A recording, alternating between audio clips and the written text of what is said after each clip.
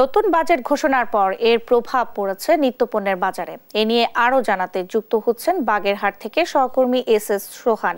সোহান, বাজার দরে কেমন পরিবর্তন দেখছেন, বিস্তারিত জানাবেন।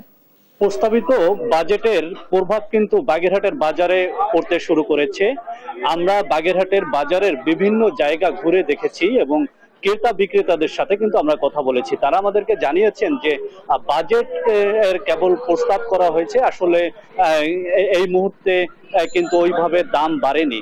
তবে বাস্তবিক অর্থে আমরা যেটা দেখেছি, পেঁয়াজ, রসুন, আদা এবং মরিচ এইসব মশলার কিন্তু দাম বেড়েছে, যেটা গতকালকের থেকে 5 টাকা থেকে 10 টাকা বেশি কিন্তু দাম বেড়েছে। এছাড়া বিক্রেতারা যেটা বলছেন যে তারা কিন্তু বাজেট বোঝে না।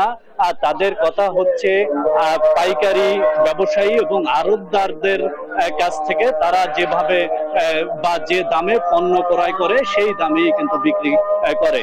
তবে বিক্রেতাদের দাবি হচ্ছে যে বাগেরহাটের বিভিন্ন বাজারে বাজেটের অজুহাতে প্রতিটি পণ্যে 5 থেকে 10 টাকা করে বেশি নেওয়া হচ্ছে। আমরা আজকে যেটা দেখেছি, পেঁয়াজ কিন্তু আজকে 80 টাকা বিক্রি হচ্ছে, যেটা গত 2 দিন আগে কিন্তু 75 টাকা বিক্রি হচ্ছিল। এছাড়া চালের দাম কিন্তু কেজিতে 1 টাকা 2 টাকা, কোনো ক্ষেত্রে 5 টাকা পর্যন্ত বৃদ্ধি পেয়েছে। আমরা দেশি মোটা চালের কথা যদি বলি, সেটা 65-66 টাকা বিক্রি হতো, আজকে সেটা বিক্রি হচ্ছে 70 টাকা থেকে 72 টাকা। এবং গরিবের যে চাল, বুলেট এবং প্যাকেট বস্তা যেসব চাল, সেসব চালেও কিন্তু 2 টাকা 3 টাকা, অনেক ক্ষেত্রে 5 টাকা পর্যন্ত বৃদ্ধি পেয়েছে বলে আমরা জানতে পেরেছি।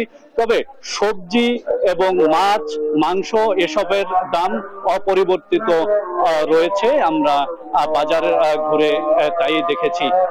বাগেরহাট থেকে এই ছিল আমার কাছে বাজেট পরবর্তী বাজার দরের সর্বশেষ খবর। সোহান, আপনাকে ধন্যবাদ। দর্শক, বাগেরহাট থেকে আমাদের সঙ্গে যুক্ত হয়েছিলেন সহকর্মী এস সোহান।